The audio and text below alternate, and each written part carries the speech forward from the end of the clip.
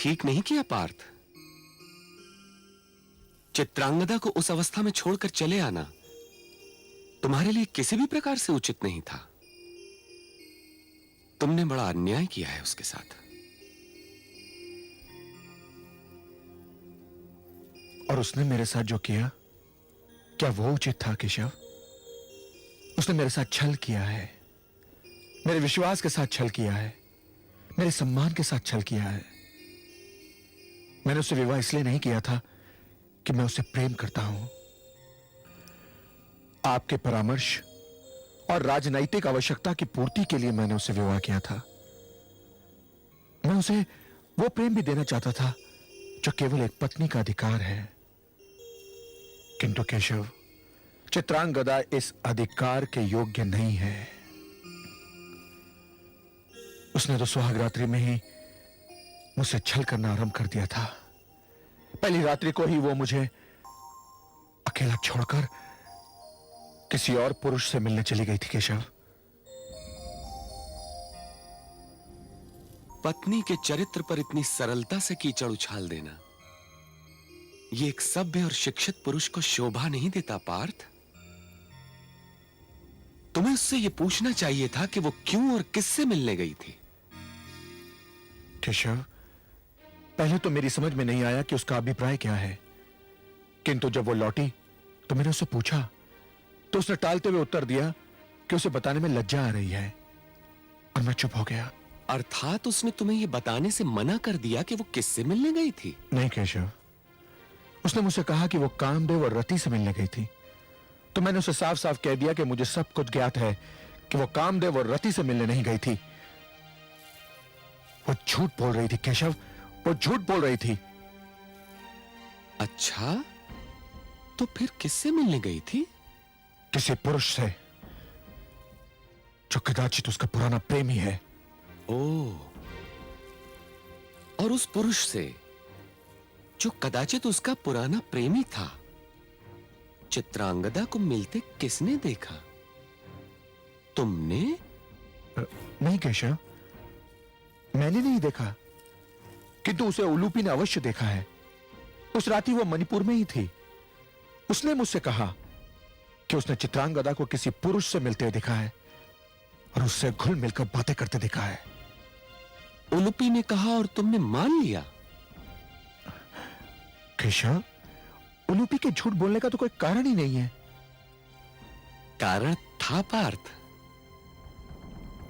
ऐसा कारण जो यदि ना होता तो आश्चर्य की बात थी, और जिसके होने में कोई आश्चर्य ही नहीं। आपकी बात मेरी समझ में नहीं आई केशव। उलूपी के झूठ बोलने का क्या कारण हो सकता है? प्रेम। उलूपी के झूठ का कारण प्रेम था पार्थ। प्रेम? यह आप क्या कह रहे हैं केशव? मैं ठीक कह रहा हूं पार्थ। क्या तुम नहीं जानते कि प्रेम और युद्ध में अनुचित को भी उचित समझा जाता है? पार्थ, प्रेम किसी के मन, विचार और जीवन पर आधिपत्य का दूसरा नाम है।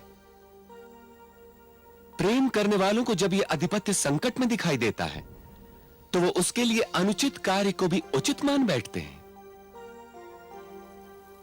और प्रेम जब सीमा से आगे निकल जाता है पार्थ, तो वो स्वार्थ में बदल जाता है।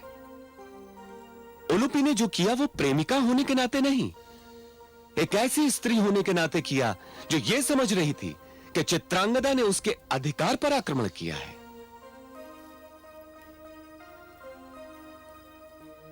एक स्त्री के विषय में दूसरी स्त्री का कोई भी मत विवेक और चिंतन की तुला पर तोले बिना कदापि न मानना चाहिए पार्थ। तुमसे भूल हुई है पार्थ। तुमने उलूपी की कही हुई बात को विवेक और चिंतन पर तोले बिना ही सत्य मान लिया। नहीं केशव, मैंने केवल उलूपी की कही बातों को सत्य नहीं माना। मैंने उलूपी की बात सुनने के पश्चात भी चित्रांगदा को संदेह का लाभ देना चाहा।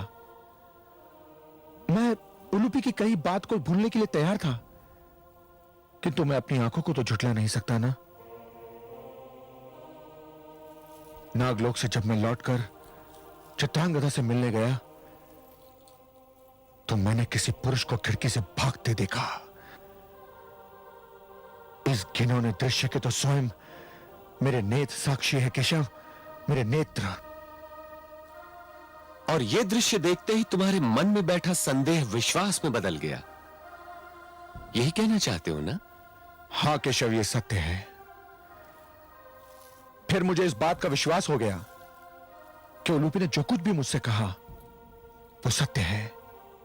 यह जाने बिना कि जो दृश्य तुम्हारे नेत्रों ने देखा उसका संबंध चित्रांगदा के साथ था भी या नहीं, जिसे तुमने भागते हुए देखा था उसकी उपस्थिति का ज्ञान चित्रांगदा को था भी या नहीं? इसकी तो मैंने आवश्यकता ही नहीं समझी, क्योंकि मेरे नेत्र कोई स्वप्न नहीं देख रहे थे केशव। एक ऐसा दृश्य देख रहे थे जो मेरी खुली आंखों के सामने घट रहा था। संदेह बड़ा विचित्र रोग होता है पार्थ। संदेह पहले मन पर अधिकार जमाता है, फिर बुद्धि पर आक्रमण करता है, और जब बुद्धि उसके चंगुल में पूरी तरह फंस जाती है तो फिर नेत्र उसे वही दिखाते हैं जो मन और बुद्धि देखना चाहते हैं। आप कहना क्या चाहते हैं केशव? क्या यह भी कोई भ्रम था? भ्रम नहीं था पार्थ, विस्तार था उस असत्य का जो तुम उलूपी से सुनकर आए थे। जो स्वार्थ तुम्हारे मन में संदेह उत्पन्न करने के लिए झूठ का सहारा ले सकता है, वो स्वार्थ तुम्हारे संदेह को विश्वास में बदलने के लिए नाटक भी तो खेल सकता है।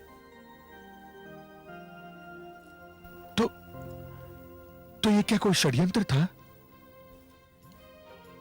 षड्यंत्र केवल राजनैतिक ही नहीं होता पार्थ, षड्यंत्र भावनात्मक भी होता है।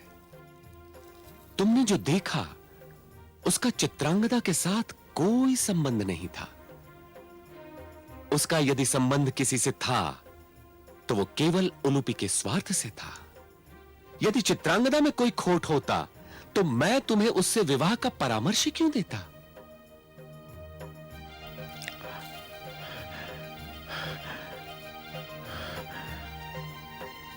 केशव,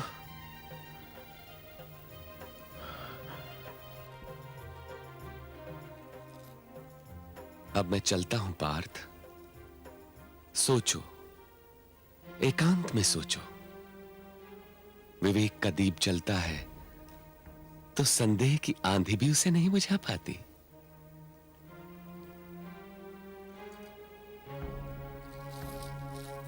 केशव,